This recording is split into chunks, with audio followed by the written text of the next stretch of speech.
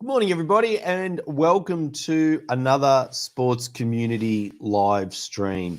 Well, as normal, the world is different today than it was yesterday. And one of the things that's coming out is, again, the uncertainty of clubs and volunteers of not really knowing how to set up their club in a way that is COVID safe. And that's been one of our really key themes through the COVID period is, while it's great to have sport back, what we absolutely must do is ensure that our clubs never become COVID clusters.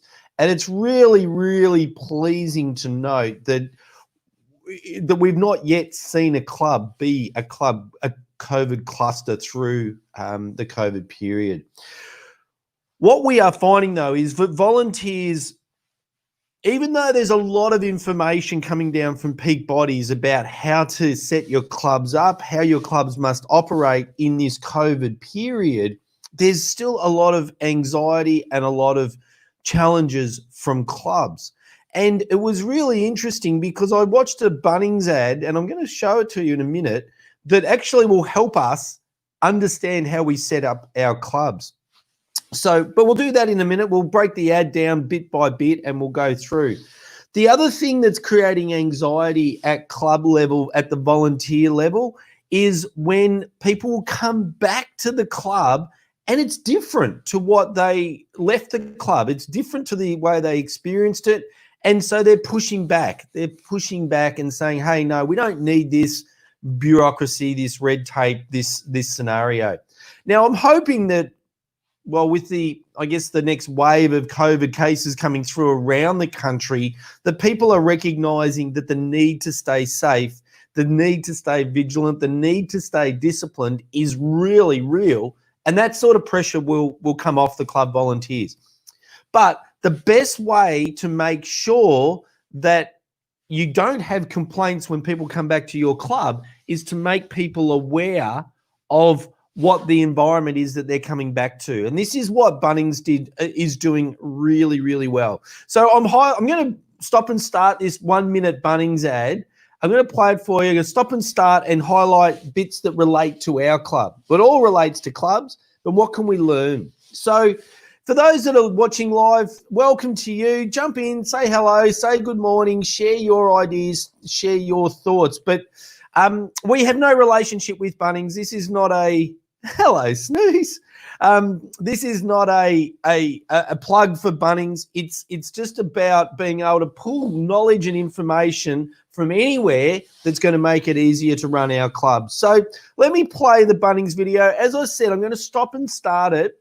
The view of looking at the video is how do we use this resource to help us set up our club? So let me just let's play it, and then we'll stop and start as we go.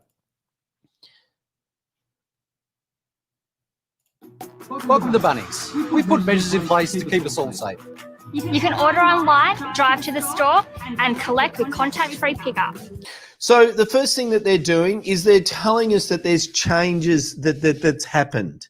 They're telling us how the world has changed to make it safer for us. Now, remember, this is a bit of a well-produced video, but we can be doing this video just with a phone at our club, just walking around, talking to our members, talking to the people that are going to come. So again, just because it's a well-produced Bunnings video, we can be doing the same at our club. So good morning, Sue. It's great to have you aboard. Let's keep going. It's 8 seconds into 1 minute of great learning. You may have to queue on arrival. So you may have to queue on arrival. People do not, people don't naturally want to queue. Queuing is a source of frustration, right? So if they may need to queue to get into your facility because maybe they're filling in the forms, maybe they're filling in attendance sheets, etc., let them know that that's the case, and then they're going to tell them how to queue safely. To limit the amount of customers in store. Inside our stores, you will notice that some changes have been put in place to protect customers and our team. So one of the 4 fundamental things of staying COVID safe in our clubs is hygiene, hygiene, hygiene, hygiene, continually washing our hands and those pieces of apparatus or equipment that are constantly shared. So we absolutely know as fact that this is crucial. Again, let people know that A, it's going to be happening, and B, we expect them to be part of that process as well. So set the expectation and make it easier. By adhering to these measures, we can all help to ensure we are keeping an appropriate distance from one another. So where we do have queuing, then make sure we know where people want to stand, where we want people to stand, right? Very simple. So look around where are they going to be queuing? They're going to be queuing when they come in, potentially in places like bars and canteens if they're allowed to be open. If you've got spectator areas, there's nothing wrong with marking out the spectator areas. Potentially even marking out car parks so that there's suitable areas for people to park their car and stay at their car and watch the sporting activities. So we create kind of spectator zones in the car parks themselves if we've got around the facility, for instance. So don't just make it squeeze all the cars together, really space them out so that our spectators can stay at their cars in really spectator zones where there's social isolation, okay? So really not individually simple stuff if we know what we're looking for, and kind of this Bunnings video, 1 minute, kind of shows us. And that we are making our stores as safe as possible. This includes closing some of our services, such as the cafe and the play. So again, one of the things that frustrates people is when services are closed, put up a sign, particularly if you're choosing to shut the playgrounds, you're choosing to shut seating areas, etc., which is quite logical because we want to limit the number of areas that we want to be cleaning and keeping hygienically clean. So that makes a lot of sense. But again, don't just shut them off with no explanation. Put the signs out there and people go, oh yeah, that makes sense. It's annoying maybe, but yep, that makes sense. If I'm going to bring my children, they really need to stay in my little spectator zone where I'm socially isolated from the next group of spectators, etc., etc. So again, don't just make the change, explain the change, and ideally communicate the change so that people know about the change before they get there. Again, we're not talking about War and Peace. We're not talking about doing, Star Wars quality sort of productions, just a camera, the president or someone walking around and explaining what it's like at their club. We're also limiting the number of people per aisle. In some of our stores, we have implemented one-way aisles. This is to manage the flow-through department. So one way is a very big strategy that's being used. So when we're thinking about setting up our clubs, think about it from driveway to driveway, from when people leave their driveway, how are they coming into your facility? And ideally what we want is the flow of people just to go one way. So that eliminates that closeness of traffic. And so how is that going to be working in your club? So typically one way, they come in, they park, they might drop the players off, they go and park and then pick them up, come around and go out. So different in every ground, different in every place. But one of the things you'll see as well is not just the restrictions, but the signage while you're there, communicating while we're doing it, and setting the expectation before you come. So ideally, if you do a little, and this Bunnings video is, even though I'm stopping and starting it, this Bunnings video is 1 minute long. So it's very fast, very easy to create, and it will be very, very effective at your club. So 20 seconds to go. Let's have a look at how they finish it.